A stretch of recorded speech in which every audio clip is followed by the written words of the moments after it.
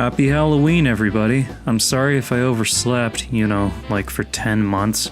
As your good, previously absent friend Mr. Joy always says, depression is a hell of a drug. Just like prescription medication. With the Halloween spirit in the air, there's no shortage of great horror movies to pick from. Night of the Living Dead, Halloween, The Witch, Texas Chainsaw Massacre, and Psycho 2, just to name a few. And no, that last one is actually not sarcasm. But hey, because I'm me, I'm not gonna talk about those movies. Instead, we're going with Ghoulies 2, a low-budget piece of Charles Band schlock that was actually the very first horror film I ever watched, so it holds a special place in my heart. The movie is all about Larry and his Uncle Ned, who run a haunted house called Satan's Den in a traveling carnival. A yuppie douchebag named Philip Hardin is threatening to shut them down if the carnival doesn't start making some profit. This carnival is a business, and it'll be run like a business. So it's up to Larry, Uncle Ned, and a little person obsessed with Shakespeare named Sir Nigel to save the day or whatever. They know not how their wits to wear. Their manners are so apish. Oh, and there's also these little demons that snuck onto their truck, then start causing all kinds of wacky mischief when carnival goers assume they're just part of the show. This includes puking up slime on a couple making out, messing with a drunk elderly man, breaking an asshole teenager's stereo, murder, and other fun activities. The question is this movie any good? The answer is a bit complicated, so let's go exploring, shall we? Come on! Having Ghoulies 2 take place in a carnival was definitely a good idea.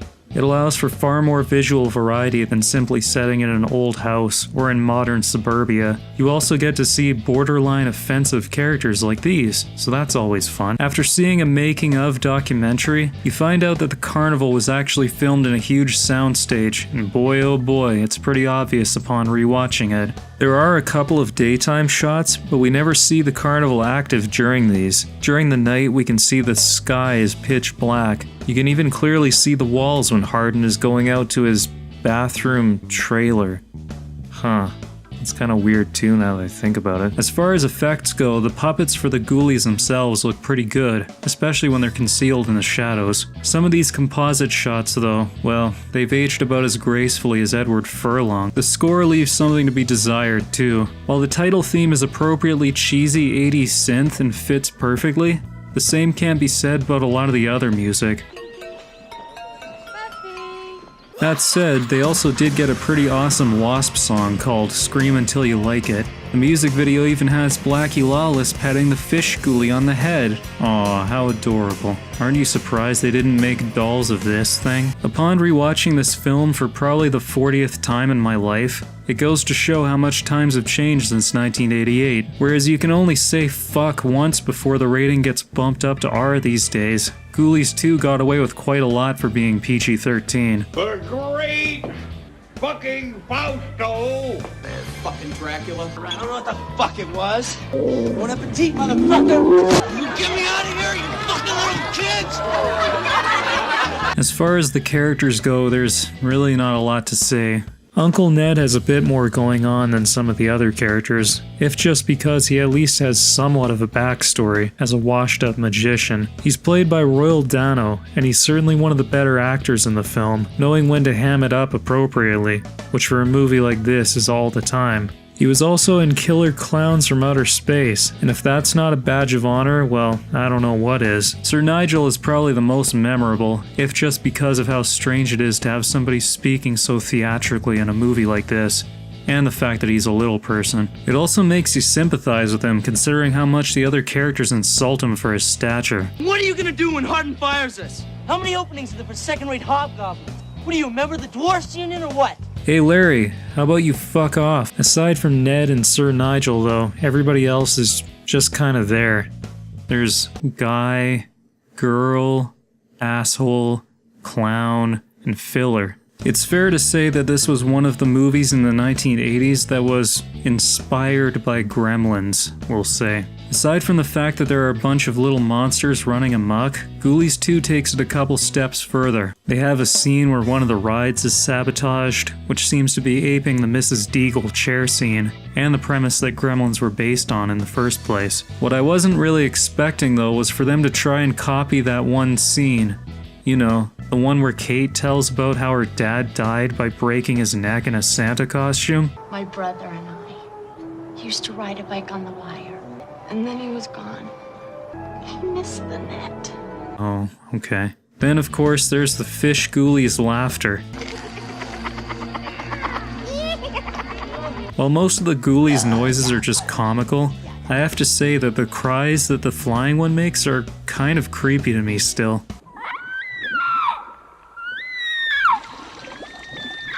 Probably because it sounds like a real animal and not some guy making cat noises. This brings me to my next point. Is this movie actually scary? Oh god, no. Unless you're like 5 years old like when I first saw it, this movie absolutely will not scare you. Will it make you laugh at least? They don't call him Harden for nothing, honey. Sometimes. There are a couple gags that kinda work, like when Sir Nigel lets Harden stay in the VIP suite. You think you can fit in that bed, Mr. Harden?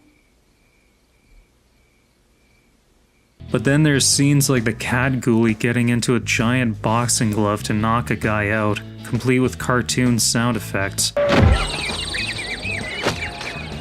If the entire movie were filled with moments like this, I wouldn't mind so much, but wow, it clashes pretty hard after you see a scene like this. Most of the humor you'll get from Ghoulies 2 will be ironic, so if you're into that, it's pretty good. There's bad, awkward ADR over extras who clearly couldn't speak English. There's a few bits of really funny bad acting. Dude! Your tunes!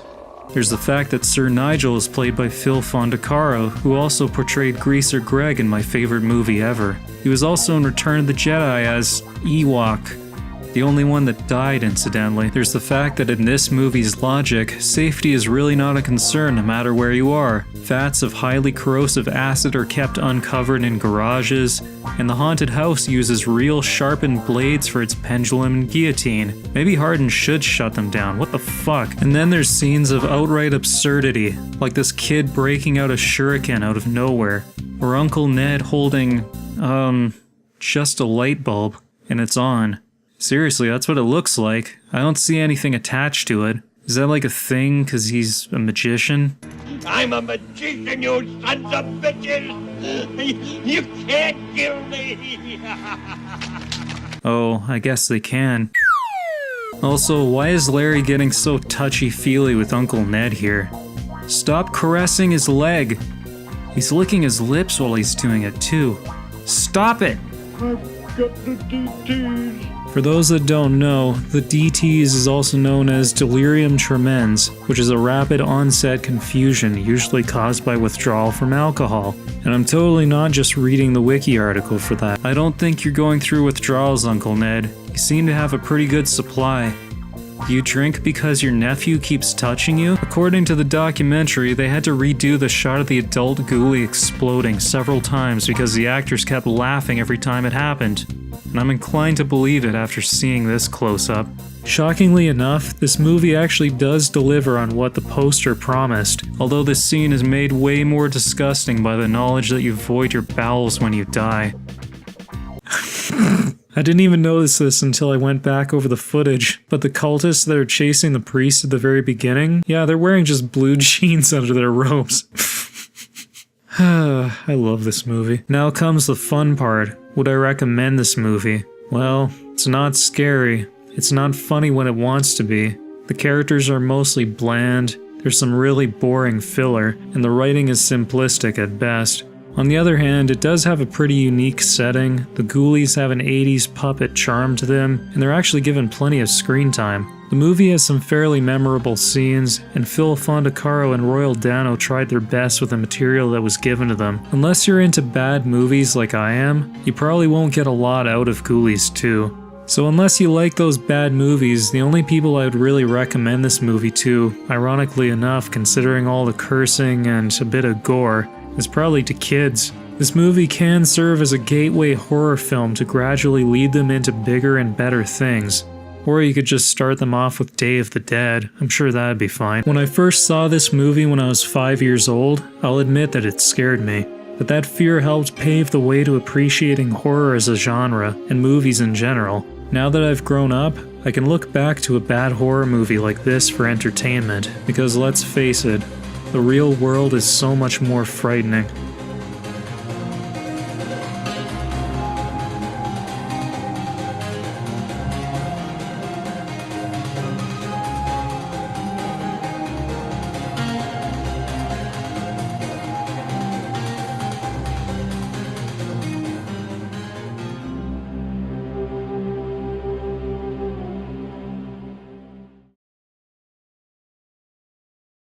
Now if you'll excuse me, I'm gonna go take some uppers so I don't fall asleep for another year again.